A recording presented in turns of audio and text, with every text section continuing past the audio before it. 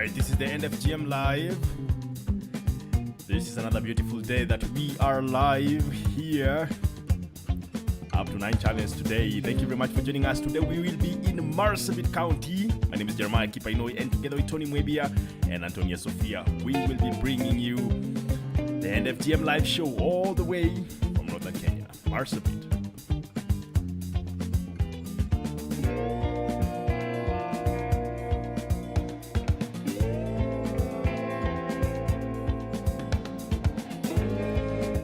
So just encouraging you to keep your comments coming already. Let me know where you're listening from, and really do appreciate having you here today.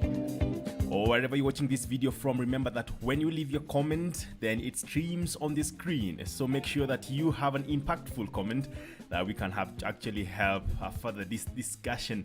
Whether you are in Marsabit, whether you're in Kajiado, whether you're in Narok, Tana River, Isiolo, whichever county you are from here in Kenya and beyond, remember that you can always leave a comment and it streams just on the screen. 8 minutes 25 seconds to go.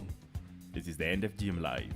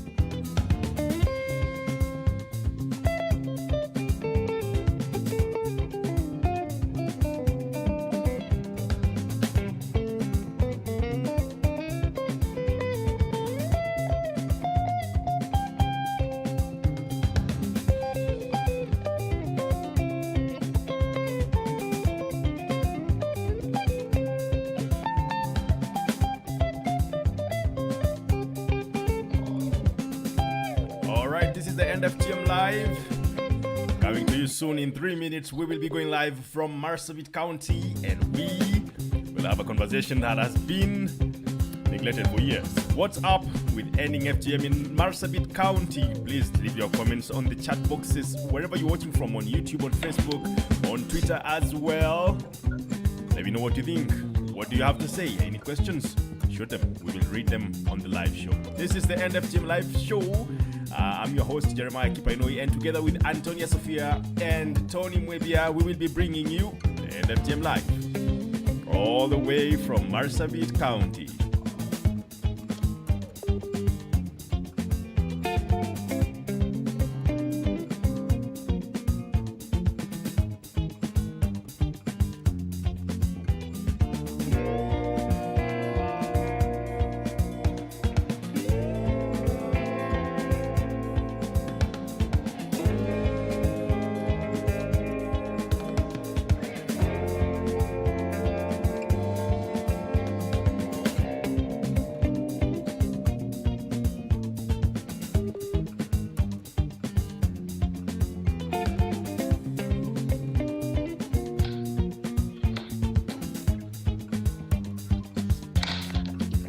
Just welcoming you to the NFGM Live Show. I see lots of people joining already. Thank you very much for joining in. Lots of appreciation having you on this show. This is the NFGM Live from Marsabit County.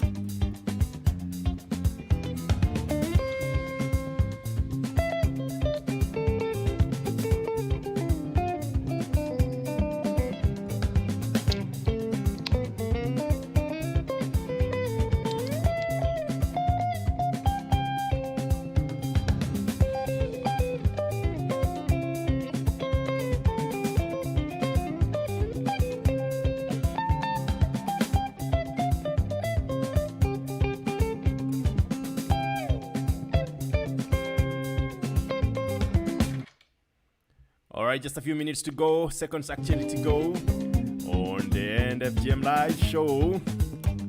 We are in Marsabit hosting Darare, Gonche, the CEO, IREMO, Nuria, Gollo, CEO, MWADO, and we will just talk about what those abbreviations mean, as well as Talaso, Gababa from Amref Health Africa as well. Any questions? Only a few seconds to go.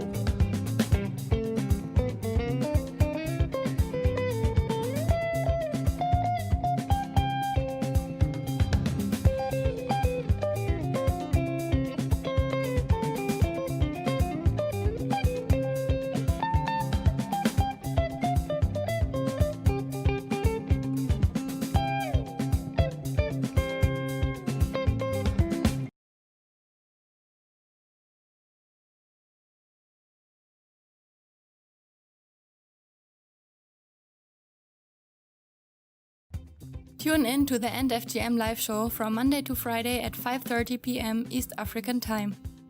Find and follow us on Facebook, Twitter and Instagram at NFGM Live. Reach out to us for inquiries, to report a case, or to support the show on WhatsApp +254 73 400 7674.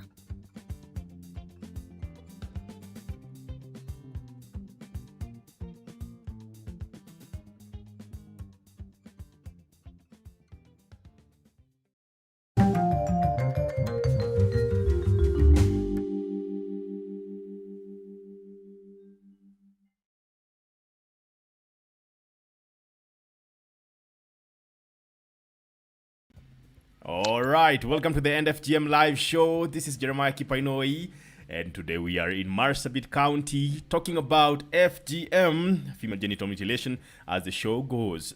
We have lots of conversation with amazing ladies today on our show. Our veterans as well as young ladies as well. We have we will be hosting Darare Gonche, who is the CEO in IREMO, as well as Nuria Gollo, the CEO MWADO, and Talaso Gababa, who is representing Amref Health Africa, and she'll tell us what exactly she is doing in that region. Especially the project she's doing is actually quite unique as well. So we will be adding them on the live show very soon. But before then, just remember to leave your comments and we will definitely find a way to stream them live on this show. Remember, this is the NFGM Live. Truly happy to have you here today. One thing, one ask.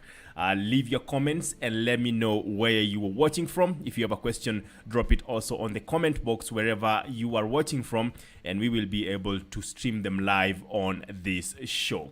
All right, so we'll just go shortly into Marsabit County, but before then, short break, and when we come back, we will be adding our guests as well. Stay tuned, leave the comments, and we will start off. Tune in to the NFGM live show from Monday to Friday at 5:30 p.m. East African Time. Find and follow us on Facebook, Twitter, and Instagram at NFGM Live. Reach out to us for inquiries, to report a case, or to support the show on WhatsApp +254 73 400 7674.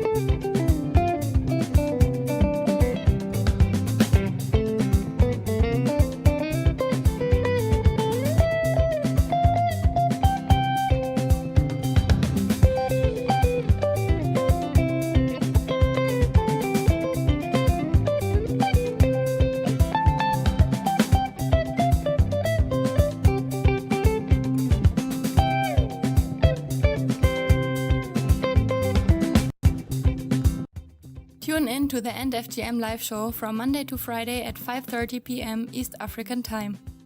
Find and follow us on Facebook, Twitter, and Instagram at NFGM Live. Reach out to us for inquiries, to report a case, or to support the show on WhatsApp +254 73 400 7674.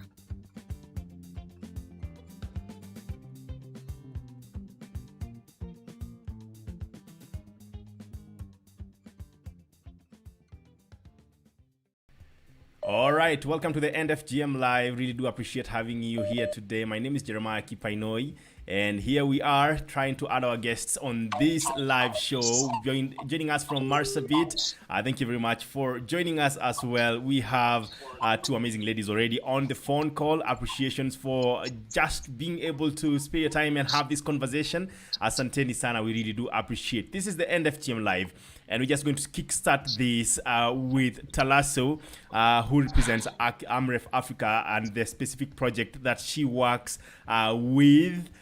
She's going to tell us because it has a very I'd say cool name. Welcome to the show, Talaso. You are working with Amref Africa. A small background about the project that you are running in Marsabit as well.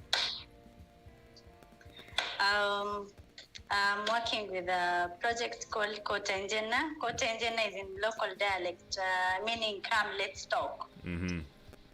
We basically talk with elders, women, girls in school, girls out of school, boys, girls, and clan elders on changing their norms, attitude, and beliefs towards abandonment of female genital mutilation, child early and forced marriage, and also redefining the value of girls in 4 communities: Gabara, Borana, Samburu, and Rendile. Okay. Thank you very much. As well as on your right, we have an amazing lady, lots of years of experience in the End FGM campaign. Karibu sana to this End FGM live show. Small background about what you do in Marsabit, if you can hear me.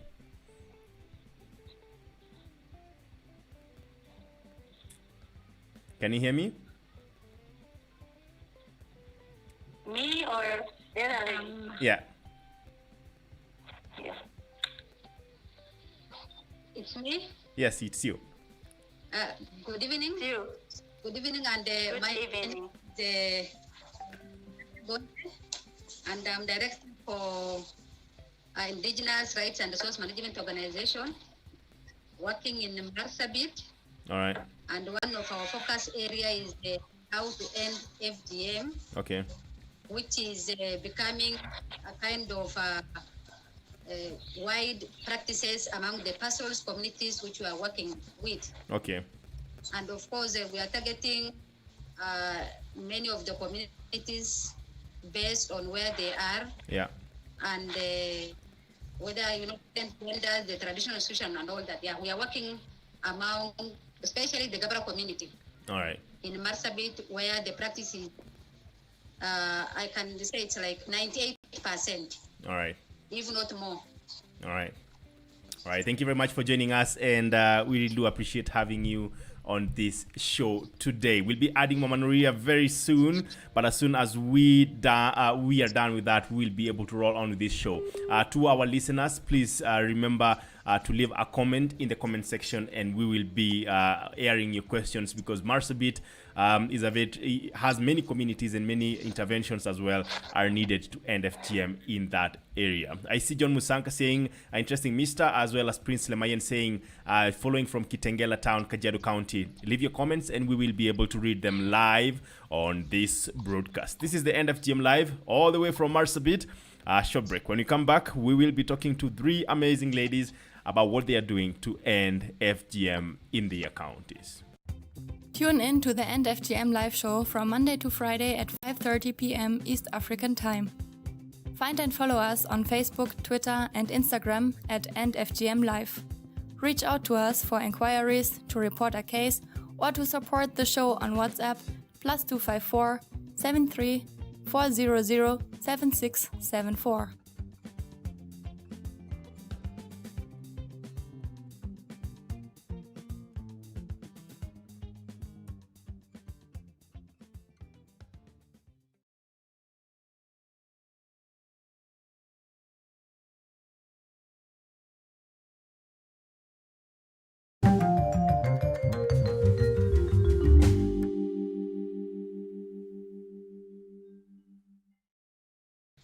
All right, welcome to the End FGM Live. If this is when you're joining in, really appreciate having you here today. All right, so you're not able to add Mama Nuria to this call yet, so we'll just start off with the ladies who are on the call. Thank you very much for holding on. We do appreciate having you here today. And as I had introduced to you before, we will be talking about FGM in this specific county, which is Marsabit. So switching on to our guests today, and we will start off from the Gabra community, and that's where you work mostly, Darare, and we are always speaking about different communities in regards to ending FGM, with lots of statistics coming on. For example, in areas like Isiolo or Tana River, we always talk about the Somali, whose percentage is like the first the first one in the whole country. The Gabra sometimes are forgotten. How is it like working among a community that is, say, has a very high prevalence but hardly recognized as an issue? Do you have any support that you are receiving in that regard?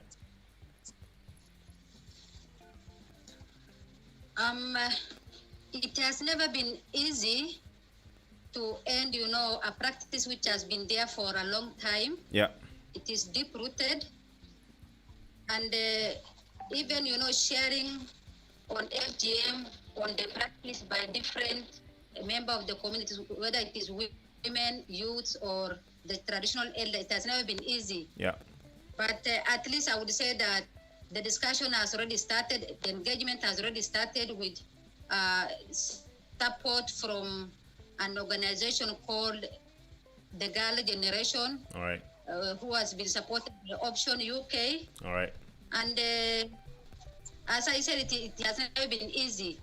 But once you start sharing and people start listening to you, yeah, I feel that that's really a big achievement, because earlier on, when you share about FGM, people feel that, you are trying to talk about something sensitive. Yeah. And earlier on again, the target has been so much, we have been targeting women and girls. Yeah. And young people. Yeah. But this time around, we said that the best is because they are the people who make law, the traditional institution which is there with us. Yeah. And unless we bring these people on board, women can say yes, they can end FGM. Girls can say yes, we don't want to go for FGM. But on the other hand, because they are living within an institution, within a traditional structure, yeah, which make laws, unless target them, then that becomes quite difficult. All right. So in this relation, already the discussion has started on engaging the traditional elders at different levels. Okay. All right. And to you, Talaso, you run the Kota Injena project, basically, or activity in Marsabit with Amref Health Africa. And I just read a post that they made last year on Facebook. They say it's through engagement, meetings with the community, clan elders, mother-daughter forums, and abandonment of harmful cultural practices such as FGM. And if you can hear me, we have seen incidences of FGM. If you can hear me, we've seen lots of incidences of FGM in different parts, and I have been in Marsabit County myself, and I have experienced it even among the areas where the Samburu live, also in Marsabit. Which areas do you cover, and how is your work? Basically, how do you run your work in Marsabit County? What do you cover? In Marsabit, we are based in 3 sites. One is my corner, which is entirely occupied by Gabra community, and then we have Kargi, all right, occupied by Rendile and Sol.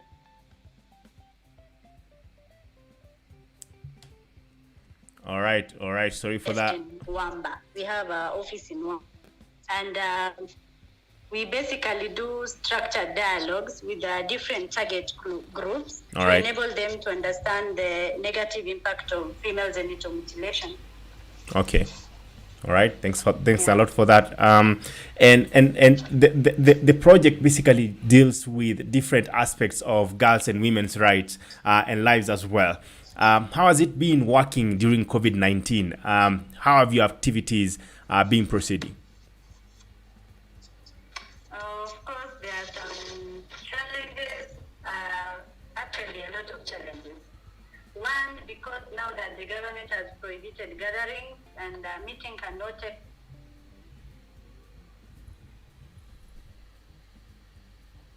Sorry for that. Meet at a certain point and this on the negative effect of female genital mutilation, meeting kids in schools, in health clubs, by doing health clubs meeting. But now that the school has been closed, there are no gatherings, people are not allowed to sit together. Yeah. It is posing a lot of challenges. It has posed a lot of challenges on our activities and how we used to do it.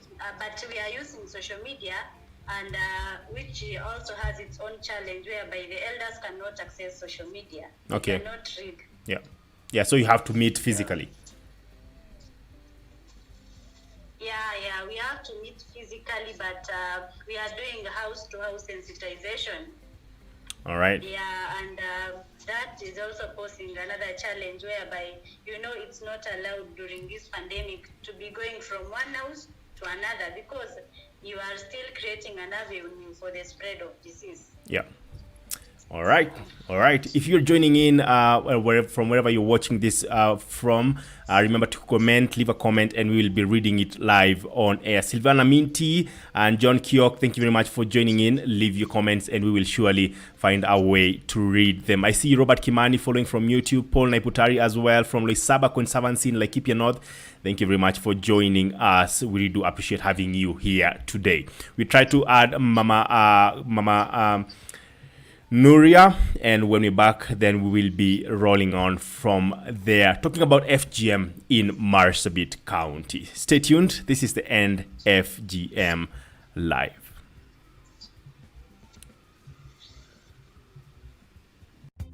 Tune in to the End FGM live show from Monday to Friday at 5:30 p.m. East African Time. Find and follow us on Facebook, Twitter, and Instagram at End FGM Live. Reach out to us for inquiries, to report a case, or to support the show on WhatsApp +254 73 400 7674.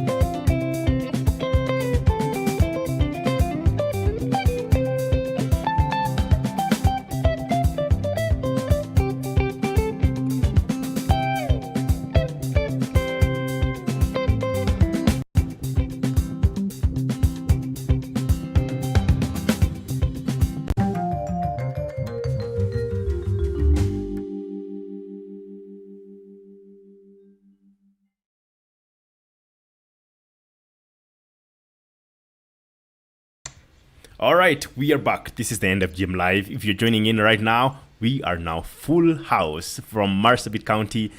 We have three amazing ladies with whom I'm going to introduce you right now, working against FGM and other harmful traditional practices in that county. Some of them have been on for long and a lot of time. So you're going to see them right now. But just before you see them, please remember, as you can see the comments on this section of the screen, you are able to leave your comment and it's going to stream there, and we'll be able to read your questions if you have any.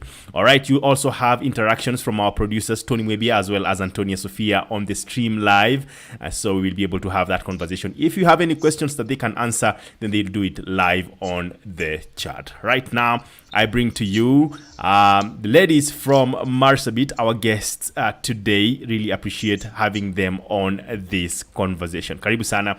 And we have Mama Nuria now joining us. She was not among us in the last few minutes, but now we have Darare Gonche, who is the CEO IREMO, as well as Nuria Gollo, who is Mama Nuria, commonly known as Mama Nuria from MWADO, and Talaso Gababa from Amref Health Africa. And the project that she works in is called Kota Injena. So thank you very much for joining us. We really do appreciate having you in this conversation. And straight to it, Mama Nuria, you have been in the NFGM campaign for long right now, and you registered the organization as early as 2003.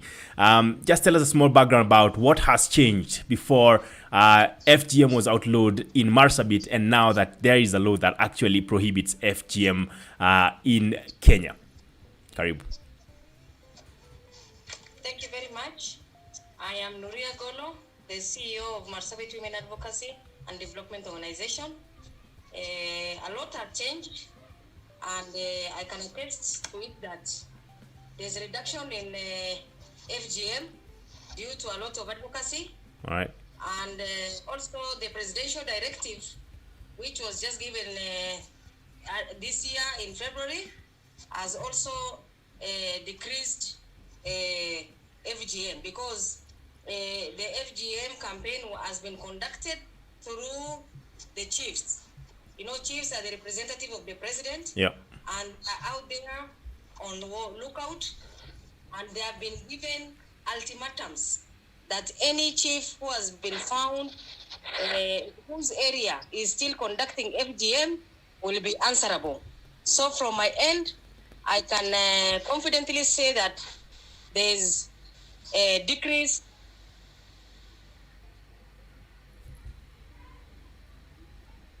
villages of some areas are far to reach areas, and this message might have not reached the far end of the rural homes of the rural towns in Marsabit County.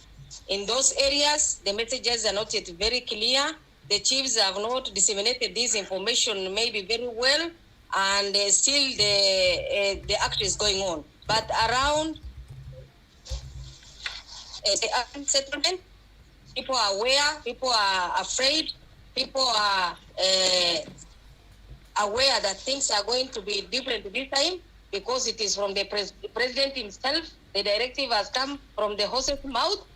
I declare for sure there's a lot of decrease around the urban areas. All right, and the rural areas, because I know there are many communities in that area, in that county as well. As we have heard before, that there are different communities that are actually running different campaigns in that regard. So we still have lots of issues regarding who is doing what in what community and what the context is. Different statistics were actually done according to the communities or tribes that live in different parts of that county. And I'm just going to start off with the Gabra community, within which Darare works from. And I know that there are different people who have been involved in the NFGM campaign, either directly or indirectly, in regards to ending it in that community. There are no specific statistics, or at least the ones that I know, in regards to the Gabra community. Or maybe you can correct me, Mama Darare. How is it like working within that community? And as you said, the percentage is quite high. You are right. We don't have specific statistic in relation to the practice of FGM. All right. But when I said maybe 98%, if not more, this is just from our own observation. All right. Because, people are relying on the 21%, which is the figure given by the Kenyan government. Okay. But, this is now, I don't know how they have done it, but based on where we come from, based on the practice of FGM in the area, yeah, it is just high. But I don't know. When I say high, it's always good to give a certain percentage based on the survey which has already been done. Yeah. Could be this could be an opportunity which we can take in order for us, to move around and to get the actual figure of how the practice is being carried out among the Gababa community. I will tell you there is no kind of survey which has already been conducted. There is no survey that has been conducted in that regard. And I know that I saw some statistics that say 81% in that county, but I did not know exactly what demographics are actually being taken or looked at in that regard. So I agree with you that more has to be done in that regard. And to you, Talaso, because you have been working within that county, what are the biggest challenges in regards to ending FGM for you? The biggest challenge that we are currently facing is that, people are, the community have also become wise, let me say, when it comes to practicing culture. They are taking girls to outskirt villages where they cannot be traced by the local administration or even ask the project team.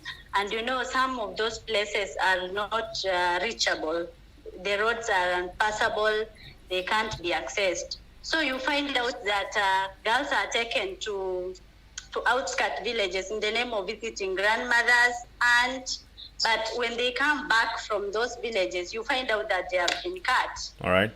And it's so heartbreaking because you stood your ground advocating for the rights of girls. You taught the girls back in school, but the community always come up with a way of beating the project team, or rather, what should I say? Yeah, circumventing that, right? Yeah. Thank you very much. I know that has been an issue in different counties, and I can see you smile, Mama Nuria. I know you have been on this in this work for quite some time, and in your, I realize that both of your organizations, with also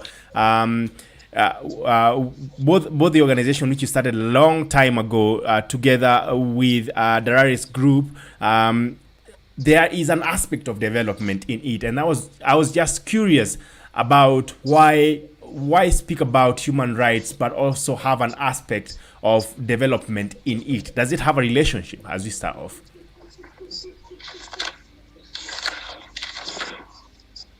Yeah, thank you, Jeremy. Our name usually is human rights defenders or haki ya binadamu, but at the same time, we advocate for development. Yeah.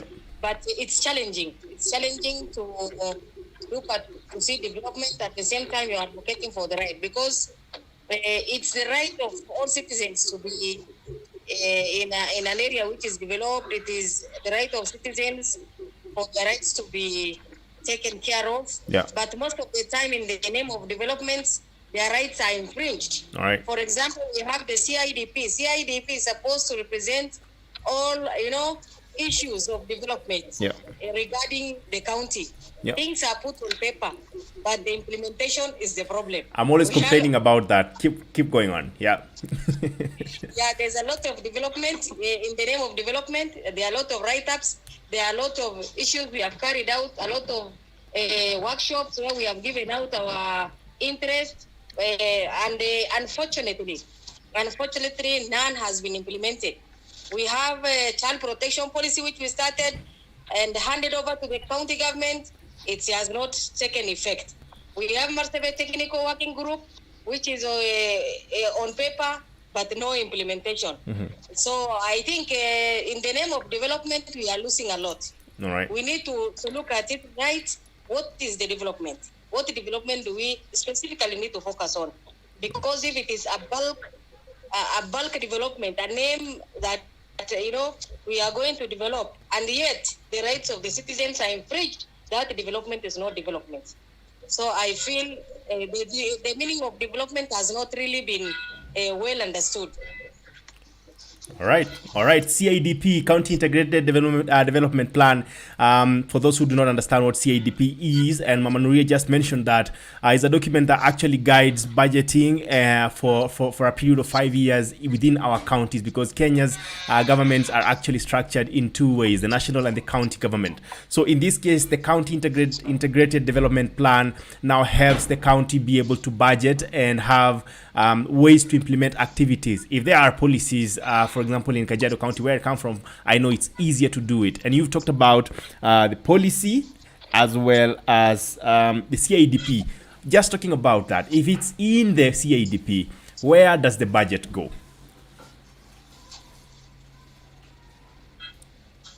Mama Nuria, that goes to you. Where does the budget go if it's in the CIDP? The budget is on paper. The budget is on paper. Where it goes, nobody knows. There's no public participation. People just hear this amount of money has been allocated to Marsabit County, and that is all. And for us, stakeholders who have sat down to develop the CIDP, especially on issues of children, on issues of women, our ideas have been taken, but up now, no implementation. The citizens out there are asking us, and we cannot answer because it is in the possession of the county government. Yeah. And the county government is not really taking care of all what we have done from the beginning to the end to make sure that the interest of children, the interest of youth, the interest of women are put in the CIDP. All right. If you Google and get the copy of the CIDP, you will see all the activities we have put down, all the interests we have put down to minimize FGM, child marriages, and enhance education, but none has been done. So like Talaso is saying, it's heartbreaking. We take all our time and energies to make sure all these things are put down. Yeah. And yet the performance is zero. I'm sorry to say. Sorry for that. Maybe. Yeah. Add on, Darare. Go on. In addition to what Nuria has just stated, in form of where the money goes, I think a lot of money goes to infrastructure, where many people who do go and participate in budget planning at every level. Most of them these are men. If there are 30 of them from one ward, around 28 are, men from different areas, and could be there are only 2 women. So there are all these problems. And the challenge is when you mention the policy. Yeah. Marsabit County has a civic education and public participation policy which is in place. And unless there is a bill, then there is nowhere we can start from, because that is where everything has been stated in terms of who is to participate, the number of women, the number of youth. And if it has not been passed, then this become quite difficult for, even others or even civil society organizations like us to follow it up to see what needs to be done. Although, of course, they are trying to pick some small components that favors them from that particular policy to make sure that, mentioning that, different group of people are being represented. All right. When we talk of public participation and funding and, projects, I think we are missing the point, because people are called together. Who knows the need of a woman? Because a woman has to stand up and talk about, her own issues. Yeah. But if she's not even invited, and even for those who are being invited, these are the same people circling, going around. And the women who are from the rural villages are being marginalized. It's just like when we used to say, Kenya, we are not in Kenya. We used to say that Kenya is in Nairobi, but now the devolution is with us. Yeah. So at the same time, we who are in Marsabit County are trying to marginalize the rural villages. Where in Marsabit County, there are wards, there are sub-locations and locations.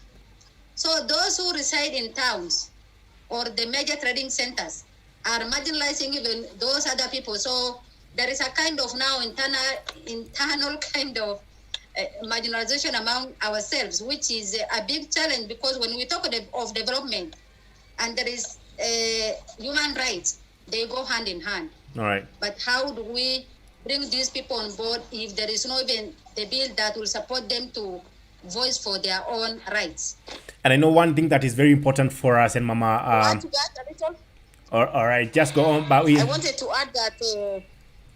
Yeah, go on. Yeah, according to the policies, 75% of the budget should go to development and 25% should go to administration. But in our case, it is upside down. 75 goes to administration and 25 goes to development. But how is that approved even in the... So that is by the auditors? Very minimal. After auditing, yeah, sorry? And in that, it goes to development. 75% goes to administration, whereby thousands of people are employed. Like for the last 2 months, the county officers, most of them have not got their salaries. All right. But because they don't know that burden. Yeah, so it is only 25% which goes into development, opposite of what is supposed to happen. All right. And I think that we leave that to the auditors, but that's a very important point that you've brought about in regards to allocation of resources. And I know, Mama Nuria, you've been up for a political seat. You are vying for an MP in that regard.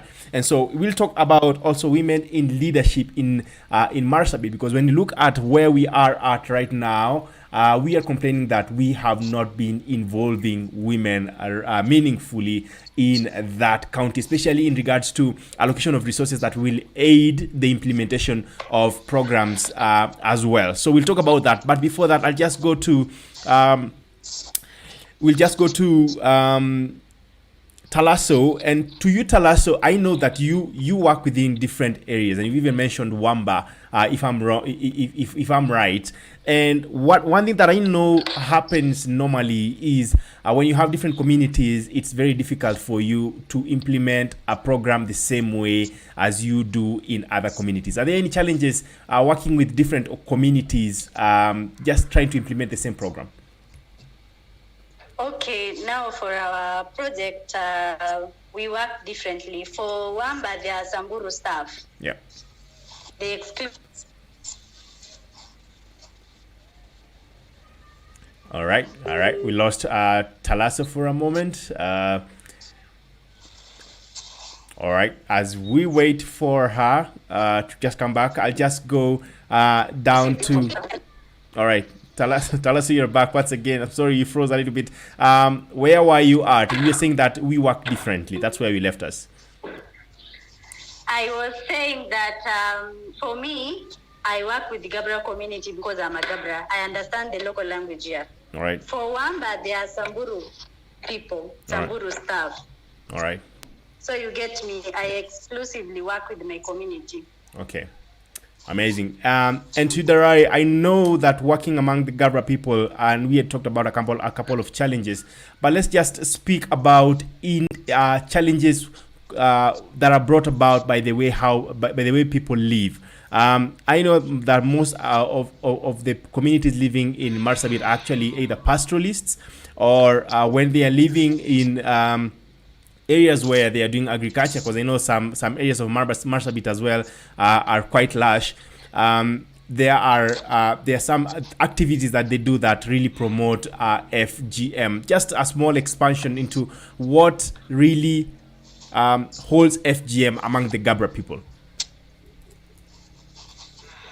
What holds? What really causes, or what was the biggest contributing factor to the difficulty, basically, of ending FGM in among the Gabra community? I think some of the contributing factors are sorry. Okay. One is, of course, they mention about their tradition. It is a rite of passage. That is one. And secondly, if a girl is not yet cut, they feel that this is still a child. A child, yeah. And they feel that, it's not yet, the cut has not been done. Then there is no way this particular girl is being married. All right. Thirdly, I think it's a form of pride. All right. Pride in the sense that then if you are cut, you are a big girl, and you can be even among people who can make decisions. You can sit down with them. Otherwise, if the cutting has not been done, then people are given names. Yeah. Certain names which is given to a girl who has not undergone the cutting. All right. I think both Nuria and Talaso will agree with me that a girl who has not been cut, there is a name which they give to her. Talaso, Wohi means a child. Yeah. A child, and she's not matured enough. Okay. Who has not undergone the cutting? She's like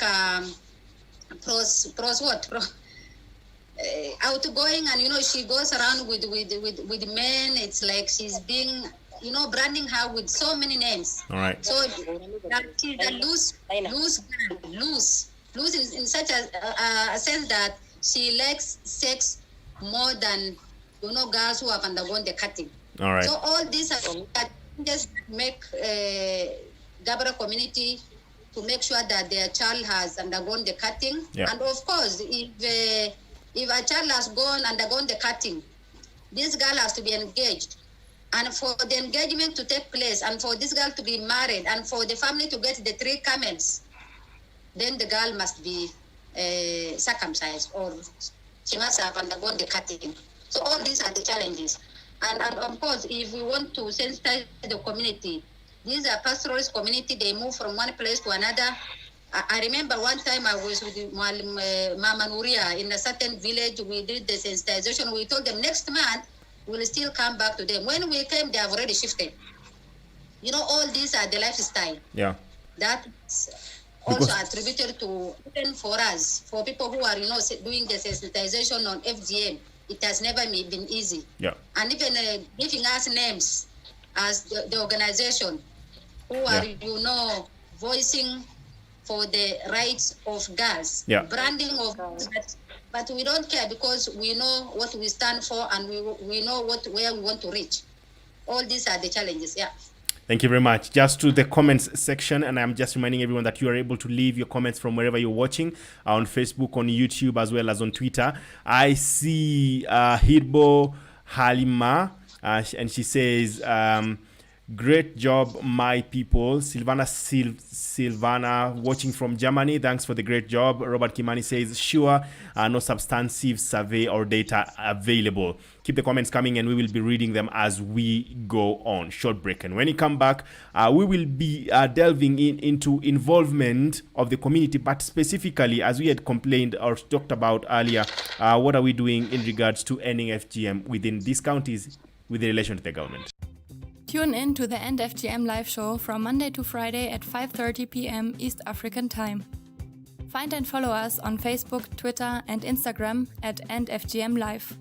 Reach out to us for inquiries, to report a case, or to support the show on WhatsApp +254 73 400 7674.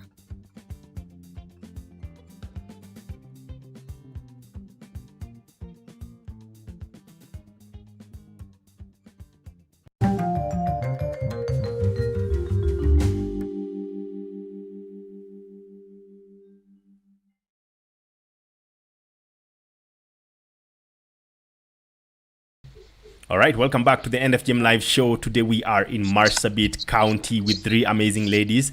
We are talking about FGM in that county and what technicalities are existing in regards to ending FGM in those specific regions. We have Darare Gonche as well as Mama Nuria Gollo and Talaso Gababa, who are talking about what experiences they have in ending FGM in that county. It's a time where we are talking about things like the pandemic at this time, and and what the communities are actually doing to adapt. But most importantly, the end FGM and basically protecting children against harmful traditional practices and abuse when you talk about human rights, children's rights as well.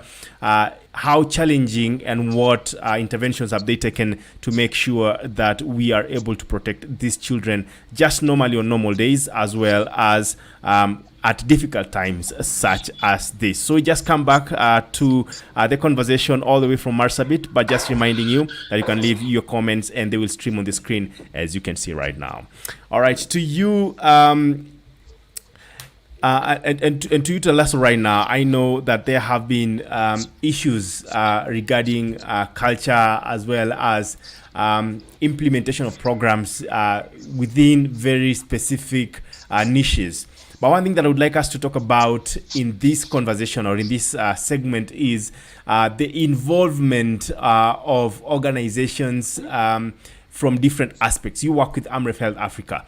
Do you work hand in hand with other community-based organizations just to make sure that you are coordinating and not duplicating the roles that you have in ending or supporting these communities? Yes, that is exactly what we are doing on the ground now, because we are partnering with different stakeholders in the area that deals with the same issues as like concerned ones of Mama Nuria, MWADO. Yeah, I know she knows about culture and gender. All right. So we also partner with her. All right. And it actually makes our work easier. All right. Because, we cannot do it alone. We must work together to achieve our common goal. All right. All right. And to you, Mama Nuria, as she had mentioned, you've been in this field for a long time, running these campaigns even before Kenya passed, and there was the end FGM, or the prohibition of the practice of FGM Act 2011 was passed. One question to you: how is the coordination or been in regards to working against FGM in Marsabit County? Are there any steps taken? Is there any progress, basically?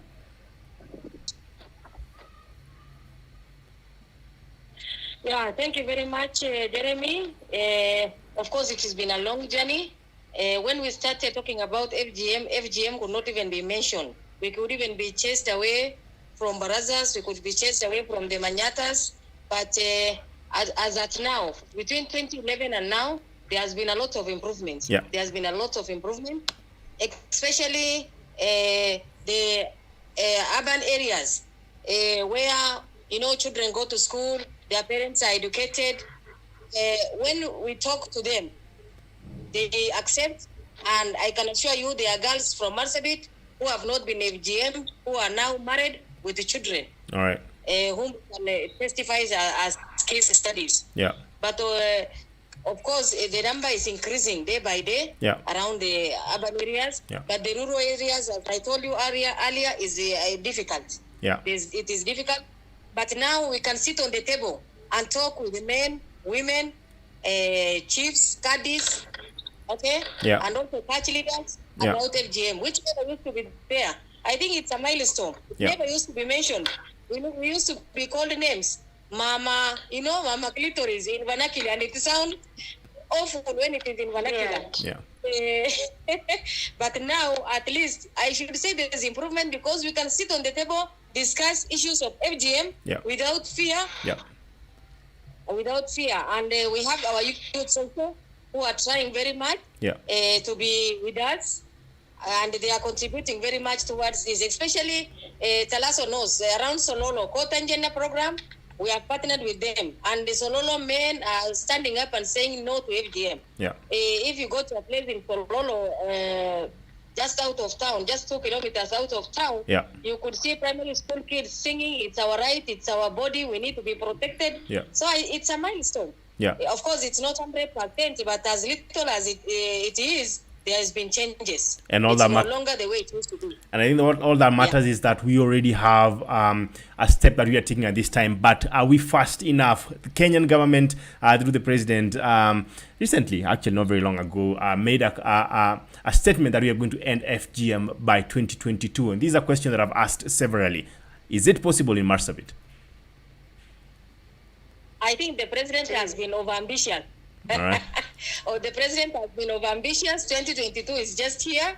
We hope it will end, but to me, from my view, there are areas which are far to reach areas. All right. We have illiterate. We have Angalani. We have areas which are 800, 1,000 kilometers away from Marsabit town headquarters. Yeah. And they have never had this sensitization. Maybe this message has not gone well. Even for the chiefs who attended the workshop, we had to give them on the president statement. Yeah. How could they even far to reach areas? Yeah. So I think 2022 is being overambitious. We'll try our best, of course. Something will be achieved, but not 100%. Not 100%. All right. To the comment section, just reminding everyone as we also work towards adding one of our guests who we lost as well. Just leave your comments and we will be streaming live as we continue with this conversation. Remember to use the hashtag #NFGM live, and we will surely try our best to add your conversations, as you can see on our charts. Trying to add one of our panelists. If you're not able to, we will just go on with Mama Darare from IREMO. Remember that today we are in Marsabit County with Mama Nuria, Gollo, the CEO of MWADO. It's a long name, so please pardon me using the abbreviations. Find them on Facebook as well, and you will be able to have a conversation with them, as well as Talaso, Gababa from Amref Health Africa, as well as Darare, Gonche, the CEO of IREMO. Thank you very much for joining us. We really do appreciate having you on this beautiful day. All right, so we are now full house again. Once again, we will be talking about, and we've just been talking about this before we had that short losing of one of our panelists, of course, Darare, and we've been talking about the involvement of people basically from the ground for a long time, and we say that we'd want to approach from a bottom-down perspective. Is it happening right now? And that goes to Darare. Is the community being involved really, as you can see in ending FGM? Because if they're still practicing at a high percentage, like 80-something%, then I would want to ask that question. Why is the community not buying in, really?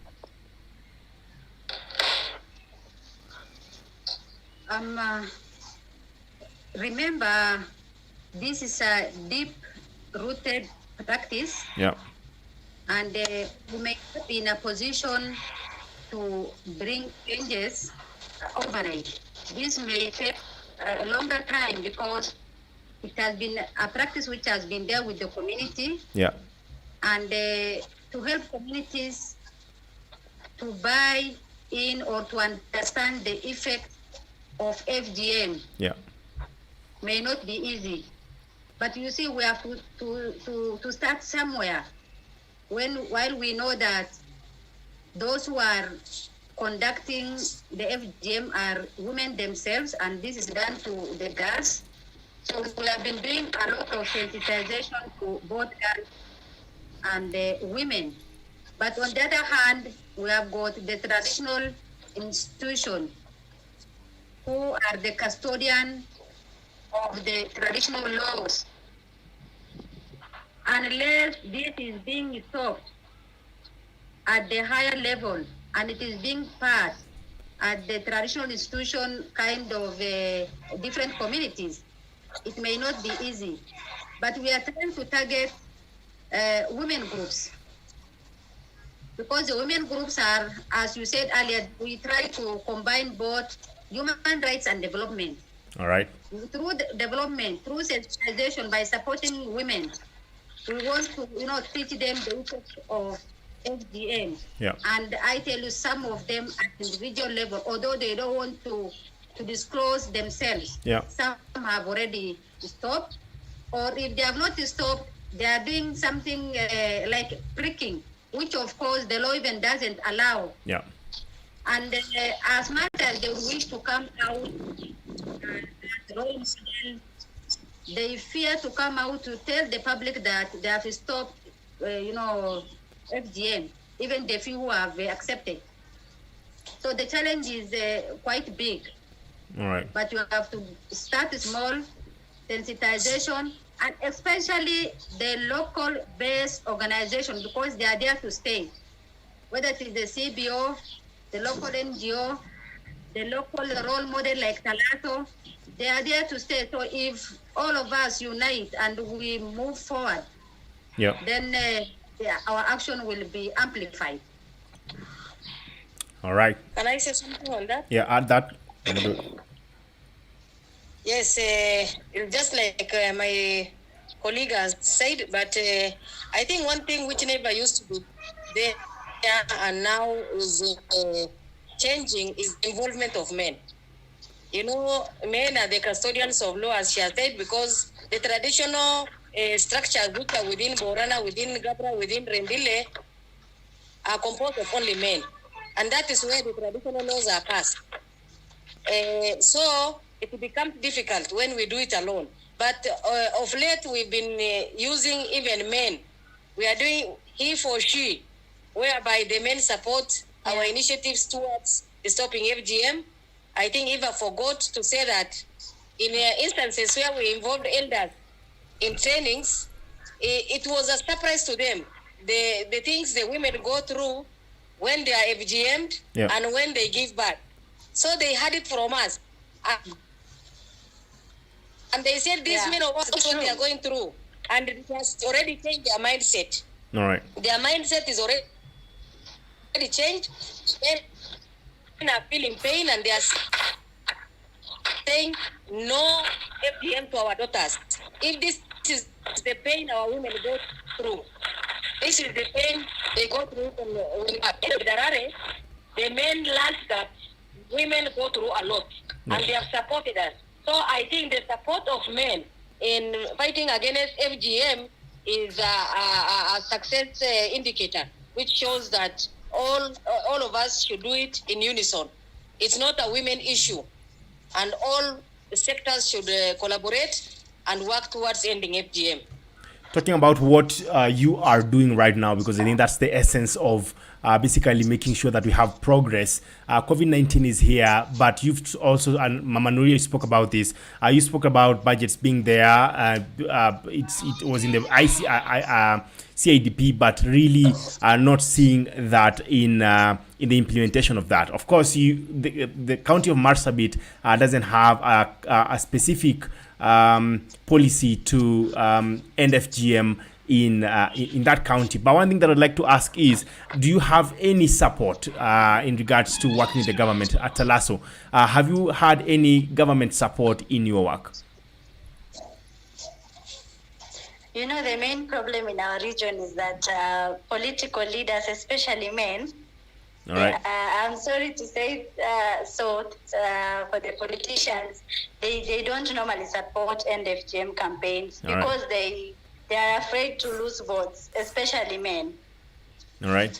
So you could find that an MP comes to a region, but he will talk about war, raid, drought, famine, relief food, but it doesn't touch anything on women empowerment and girls empowerment. And it's so sad that, and you know, communities mostly listen to those leaders, even more than the NGO team and the NGO group or even any other organization. But it's so unfortunate that those leaders, instead of leading by examples, they are so reluctant on supporting women and girls.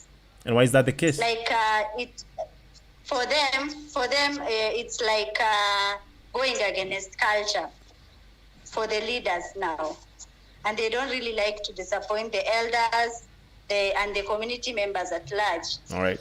So we don't have main leader support. That is. Mama Nuria, to you, you've been a politician, I'd say, because I know you sought a seat in Marsabit as well. And I'd just like to know what's the situation like. You've been on the community development side, running an organization, but also looking at it from a perspective. Why don't leaders really support the End FGM campaign in Marsabit?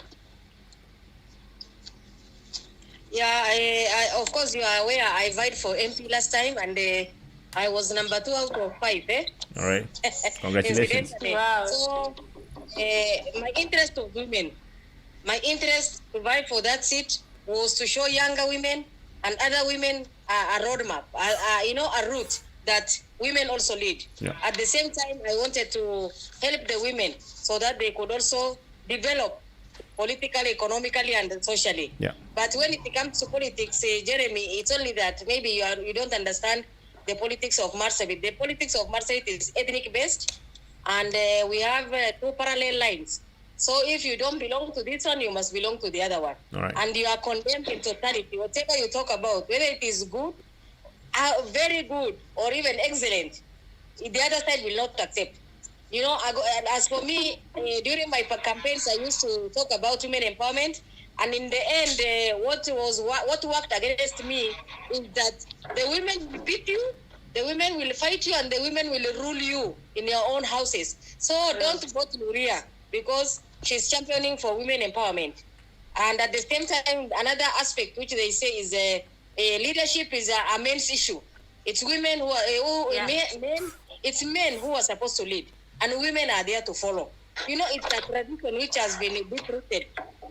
At the same time, they say they fear once women are given leadership, they will leak, the secrets of the tribe to an enemy. You see, maybe a tribe which they are fighting with, a woman can easily be manipulated so that she can give out secrets of the community. At the same time, this is just, a patriarchal, aspect of, belief that women leak secrets, that women are notable, that women go for maternity leave. Those things are natural, and they know they are lies, but they can use it against you. All right. I actually came out really for women themselves, and they know that very well. But even my women friends deserted me the last minute because maybe we don't belong to the same camp, we don't belong to the same tribe. They feel, no, I will not vote her because she's not ours. All so right. This is what happens. It's not what you know, it's where you belong. So the fact that we have not been voted, it does not stop us from talking about women empowerment, FGM, early marriage, and whatsoever. We still continue. That will not stop us. Mama Darare, to you. Can I add something? All right, very briefly, because I just want to shoot a question to Mama Darare as well. I just want to add something small to what she has said. Right. She's saying most problem is with women. Women do not support each other. It's because women and girls have become so much unconscious of culture and gender inequalities. And we have come to accept a denial of right to own property, leadership role, and decision-making authority. Yeah, we have taken those things as norm, that we women, we are nothing.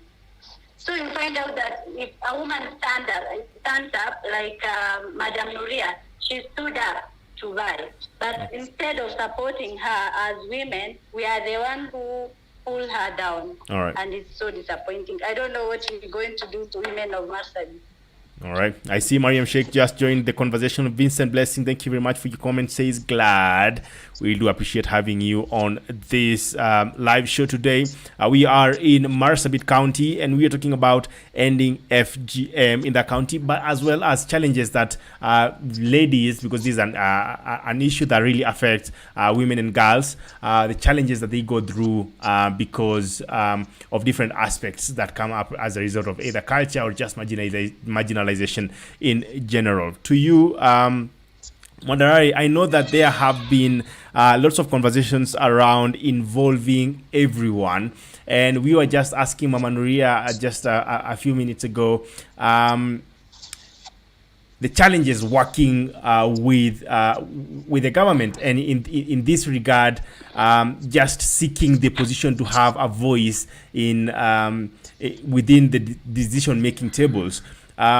I don't know if you've had an experience working with the government and any support that you've had in regards to ending FGM in that county as well. When we talk of government, we have got two levels of government. That is the national level and the county level. Yeah. We are working very closely, and we have received a lot of support from local administrations. These are chiefs, and the police administration, the county commissioner, the deputy county commissioner, we have been working very closely just to make sure that, because when we talk of law enforcement, the people who can enforce these laws are provincial administration. So they have been very, very supportive, even in terms of, when we invite them to the workshop and they put on their uniforms. Sometimes people also fear the presence of the government. All right. But at the same time, of course, after they leave the hall, they may do something else behind their back. But all in all, in terms of support, the provincial administration have been supporting us so much. As earlier said by Mama Nuria and Talaso, of course, the political side or the political leaders are not very supportive, because these are men. These are people who are, when we talk of culture is, for me, it's men. So these men try to protect their own traditional laws. So it may not be easy, because once they talk about the culture and going against the culture and supporting women, that what they are doing is wrong, they may lose their seat. So we have never received good support from the elected leaders. This has never been easy. So you go. That been working with us so closely.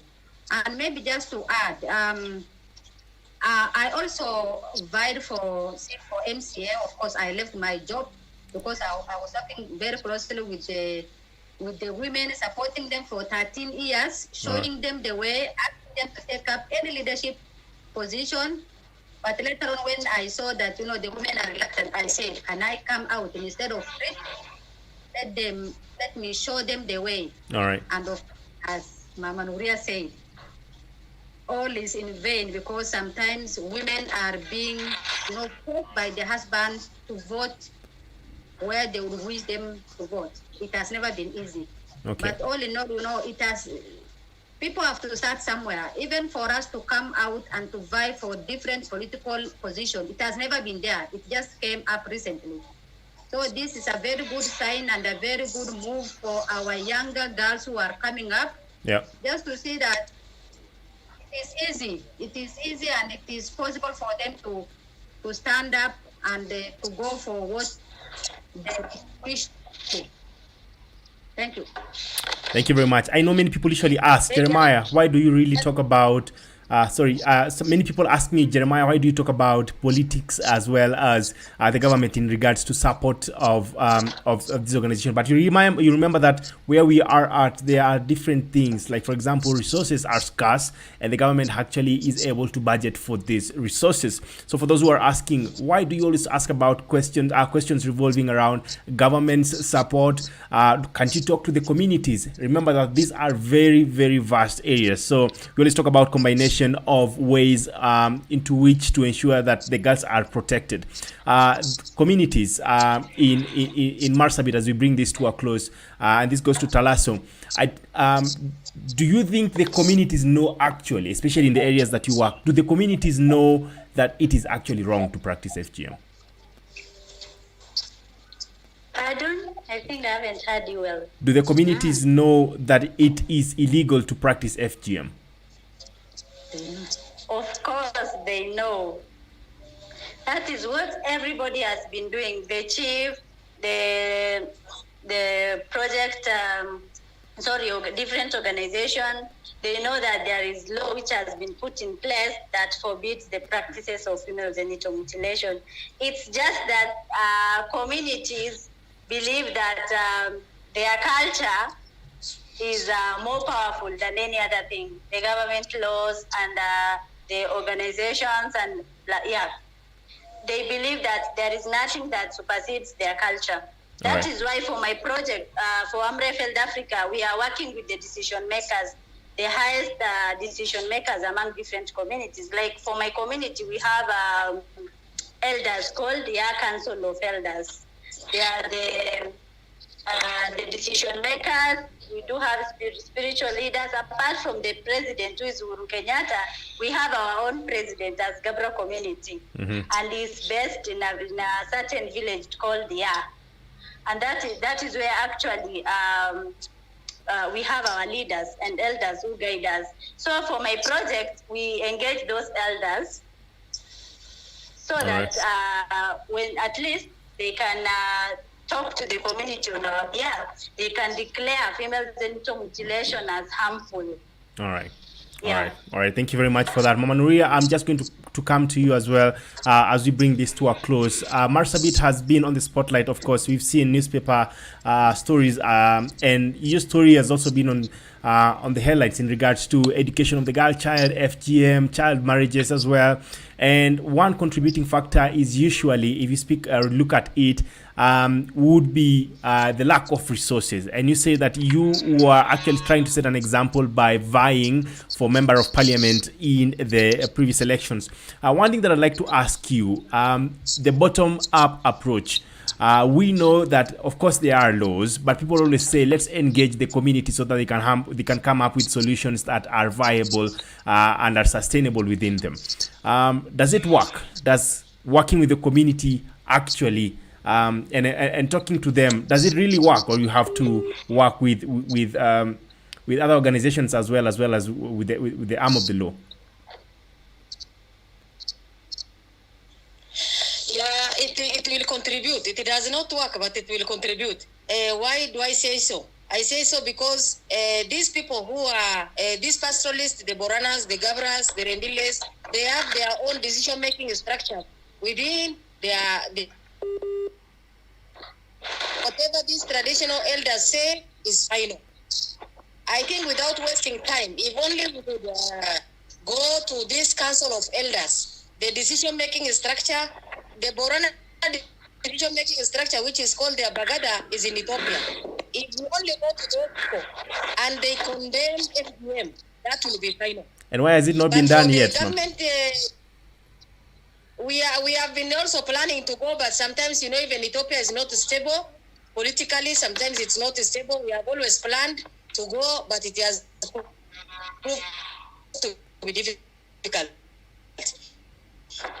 All right. The only thing, if today somebody from the Yah of the Gabra, the Nabo of the Rendile, and the Abagada of the Borana stand up and say no to FGM, the community will wholly embrace, and it will not be there. Because it happened with HIV/AIDS. There has been wife sharing, there's concubinism within these communities, and it was condemned at Darare. Of course, we will sensitize the people, we will create awareness, but by the end of the day, what the communities tell us is, let a Bagada say. If a Bagada says, we will respond. And the focus is visiting these traditional structures in order to get them declare it illegal. Once they declare, it will be gone. All right, we are losing you a little bit, Mama Nuria, but you were saying that one solution actually that will end FGM in this community is actually visiting or consulting that structure. They are not interested. They want to keep their culture. So they want those people, the traditional structures, to declare by themselves. But the traditional structures need to be lobbied. They need to be visited. They need to be that we are not in the 15th century. We are far ahead and things must change. Yeah. That's when they will, of course, accept and announce. Until they pronounce it, I tell you, Jeremy, take it from me. Until they say the Gabraya, the Nabo of the Rendile, and the Abagada of Borana, until they declare FGM illegal, it will still continue. Because we have medicalization, we have cross-border, in whatever percentage, it is still going on. So I think, I heard that Kotanjena have a plan of going to Bagada, and our organization also has a plan. I think it's the high time we join our efforts, sit together, and forge a way forward on how to approach the Yah and the Bagada so that they can declare openly FGM is illegal. Wow. We've already started, Jeremy, we've already started working with the Yah. And, in Ghana, we have 5 years. Mm-hmm. So we've visited 2 years, but they requested that we made visit to the other remaining years so that they can make decision jointly. All right. So for the year, we are doing good so far. Okay. I think that she's talked about the possibility of collaboration, which is actually a very important aspect in this. Sorry, I lost you. Are you a bit gone? Sorry. Yeah, also for the Bagada, we have started the process. Yeah. Hello? Yeah, we can hear you. Yes, We have started the process of the Bagada, but because of the Bagada, the COVID thing. Yeah. We were to go in March. But we couldn't go because of COVID-19. Yeah. And I think once that one is, we are done with COVID, we will proceed to Abagada of the Borana. Amazing. Thank you very much. Short break. We try at Darare as we bring this to a close. Amazing conversation in regards to what are the solutions in ending FGM in Marsabit County. Tune in to the End FGM live show from Monday to Friday at 5:30 p.m. East African Time. Find and follow us on Facebook, Twitter, and Instagram at End FGM Live. Reach out to us for inquiries, to report a case, or to support the show on WhatsApp +254 73 400 7674.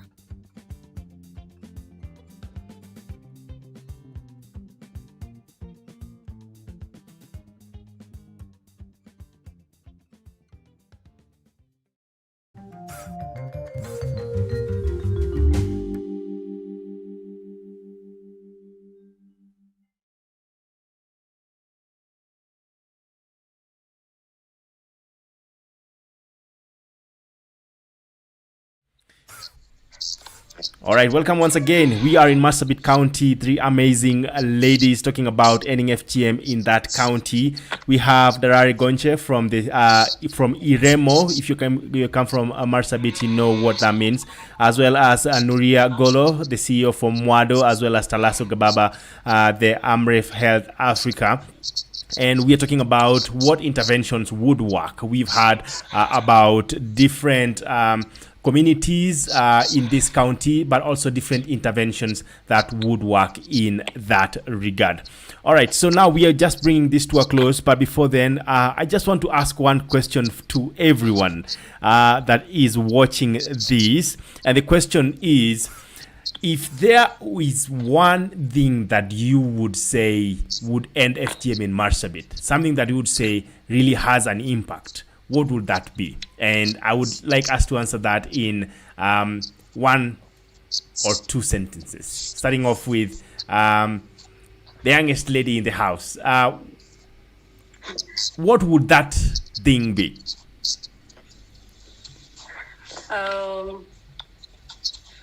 For me, I believe that there is nothing that you can do for people without people. All right. For us to end female genital mutilation, we must work with the community members. We must work together. I cannot do it alone because that abandonment of FGM is a complex thing. Of course, it's abandoning a whole culture. All right. So for them to abandon their own culture, they have to understand. All right, and that's a tradition because there are actually people who come from the same community who still feel like they are practicing the culture, but there are some traditions that they have dropped, right? Yes. All right, involve the people is all you say should be focused on. To you, Mama Nuria, what one thing that you'd say would end FGM in that county? If you are given everything, resources, time, the will, what would that be? As for me, I think one thing which can make FGM end is working with the traditional structures, making them understand, and for them now to come out and pronounce. Because, as Eva said, they are the custodians of traditional laws. And once they declare, it's over and out. Yep. So there's no two way about it. We must visit the traditional structures and get their support and declare FGM end to FGM. All right. Darare, what would that be? one thing that you say would end FGM in Marsabit? With one stroke, if you're given everything, all the resources, all the time, all the political goodwill, government support, as well as ways to reach out to these communities, what would that one be that you say would end FGM in Marsabit? I think for one, FGM needs to be declared as pandemic, just like COVID-19. All right. Where we need to target as I just want to repeat what Nuria said. Going for the traditional institutions. All right. The law-making body in the traditional institutions. All right. And also, we need to unite and support collective action, because as individual organization, we may not achieve more. But when we are united and we support our collective action from across, counties to end FGM, then that will work. And for that to work, we must also read from the same script. We must also have a common idea, and we work together to end FGM. All right. Thank you very much for that. We just want to bring this to a close. A lot of time has passed. The conversations are still very raw, I'd say. So we would look forward to another conversation like this. But because of time, we have to bring this to an end. How would people reach out to you, Talaso, to support your project in Marsabit? And where are you based, basically, for someone who wants to support or just know much about your work? I'm based in Marsabit County in a place called Maikona. All right. It's roughly 90 kilometers from Marsabit town. All right. And you can get me on social media, Facebook, Twitter, Instagram. My handles are Talaso Gababa. Talaso Gababa on all those. My phone number is 0719 790. Pardon? All right, go on. But if you are willing to share your phone number, all right? My phone number is 0719 790676. All right, thank you very much. To Mama Nuria, how do people reach out to your organization and just be able to interact with you, basically? Yeah, Marsabit Women Advocacy is based in Marsabit town. At the chief's office, and I have my own office there, but I work all over the county through my community resource persons. All right. But my headquarter office is Marsabit, but I'm also on Facebook. All right. What's the handle for Facebook? Hashtag MWADO 203. MWADO 203 is... MWADO. Yes. MWADO 203. All right, thank you very much for that. And to you, Talaso, sorry, how did it? Darare, sorry for that. How do people reach out to you and your organization? Our office is located at Marsabit Teachers Circle, ground floor. That is where our office is. And of course, we have got other branches in other sub-counties. All right. And our Facebook handle is Indigenous Resource Management Organization.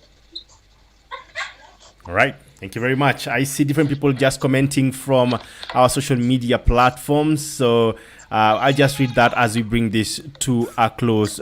Basically, remember that you can always leave your comments and we are able to read them on these shows live as we go on as well. So as you can see on the chat on this side of my hand, there are different people commenting. I see Wanjiro Wahome says, I agree with them that we need to involve the traditional leaders through community dialogues in the abandonment of FGM. Michelle Lake says, watching from Colorado, thank you very much for joining in as well.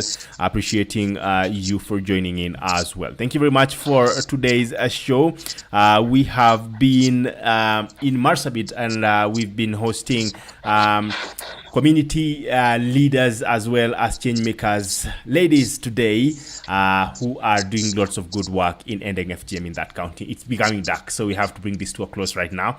But thank you very much for joining us today. Asante sana. Till tomorrow, we will still further this conversation about ending FGM in this country, and we will be in a different county tomorrow till the 22 hotspot counties are done. Then we do other rounds targeting people who are making a change in their different places of either work as well as where they are born and live as well. So thank you very much for joining us. Till tomorrow, take care, and we will be here once again. All right. Tune in to the End FGM live show from Monday to Friday at 5:30 p.m. East African Time. Find and follow us on Facebook, Twitter, and Instagram at End FGM Live. Reach out to us for inquiries, to report a case, or to support the show on WhatsApp +254 73 400 7674.